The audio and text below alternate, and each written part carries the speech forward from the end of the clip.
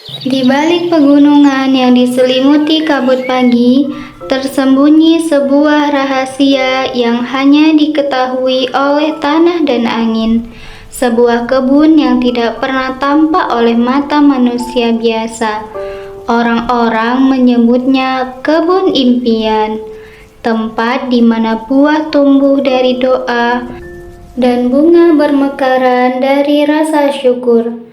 Konon, hanya hati yang tulus dan jiwa yang lembut yang bisa menemukan jalan ke sana. Tidak dengan kekuatan, tapi dengan keikhlasan. Pohon buah di kebun itu memiliki sifat yang bijak dan sabar. Pohon itu menghasilkan buah-buahan yang lezat dan bergizi seperti apel, jeruk, mangga, dan buah-buah lain yang langka. Pohon itu tidak pernah mengeluh tentang cuaca yang panas atau hujan yang deras. Ia terus tumbuh dan berkembang, menghasilkan buah-buah yang lezat setiap tahunnya. Beberapa hewan sering datang ke kebun itu untuk memakan buah-buahan yang ada di sana. Mereka sangat senang akan adanya buah-buah bergizi itu. Mereka tidak merusak tanaman dan buah-buah itu, justru ikut merawat tanaman. Pada suatu hari, ada seorang anak laki-laki bernama Raka. Ia sedang berjalan ke kebunnya untuk mengambil beberapa batang serai. Ia disuruh ayahnya untuk ke kebun. Setelah lama ia berjalan, namun ia tak kunjung menemukan kebun ayahnya. Malah ia tersesat. "Aduh, gimana ini?" kata Raka. Ia tidak fokus melihat jalan, makanya ia tersesat. Lalu ia menangis sambil berjalan. Di sepanjang jalan ia berkata, Aku cuma ingin mencari jalan. Kenapa semua jalan terlihat sama?" Raka berdiri lemas menyeka air matanya. Ia bersandar pada semak belukar. Ia tak sengaja menarik sebuah ranting daun. Tiba-tiba, tanah di depannya bergetar perlahan. Kabut menyibak. Sebuah jalan terbuka dengan sangat indah di hadapannya. Lalu ia tercengang. Apa ini? Kenapa ada ini?" Raka menyusuri jalan hingga tiba di sebuah kebun yang sangat indah. Buah-buahan berwarna cerah menggantung dari pohon-pohon tinggi. Aroma manis memenuhi udara. Di tengah kebun berdiri pohon tertua, batangnya lebar, daunnya berkilau keemasan. Pohon tua dengan suara dalam.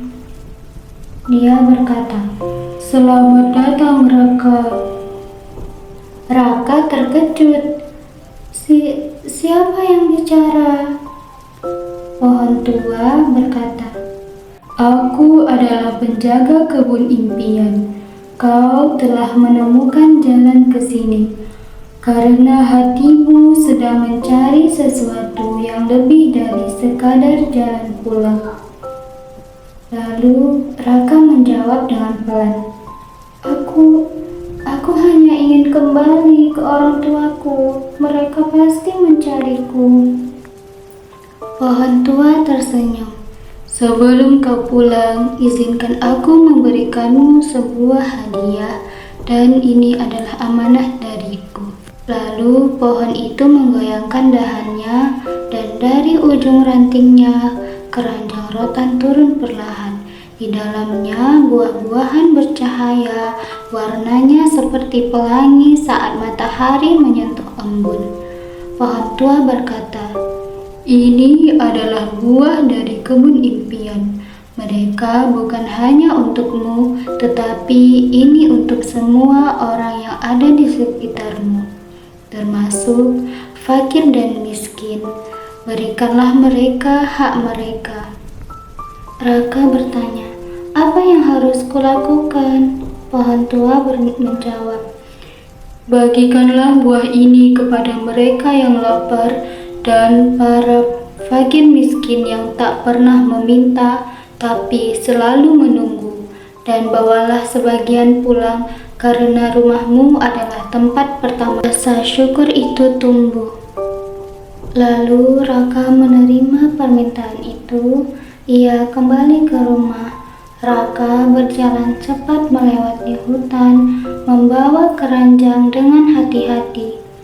Di desa, orang-orang memandangnya heran saat ia membagikan buah-buah yang tak dikenal.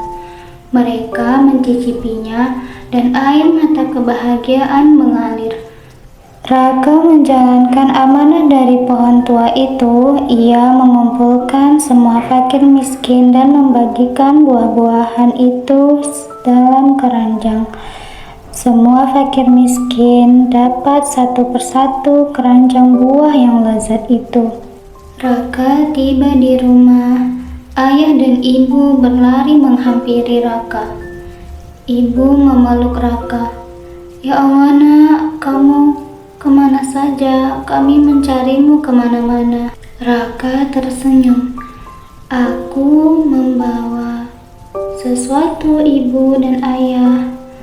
Aku menemukan suatu jalan yang indah." Mereka duduk di dalam rumah. Keranjang dan buah-buah bercahaya itu tampak berkilau di bawah cahaya lampu. "Buah apa ini, nak?" Raka menjawab, "Buah dari kebun impian, Bu. Tapi lebih dari itu, ini adalah amanah. Kita harus bersyukur karena Allah telah memilih kita untuk meneruskannya." Ayah, ibu, dan Raka memejamkan mata. Mereka berdoa khusyuk bersama.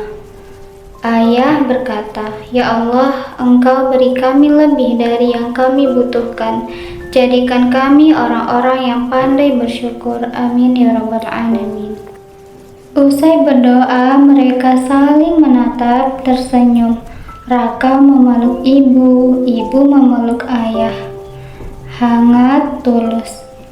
Raka berbisik, "Aku tak perlu kebun itu selama aku punya kalian dan rasa syukur di dalam hati."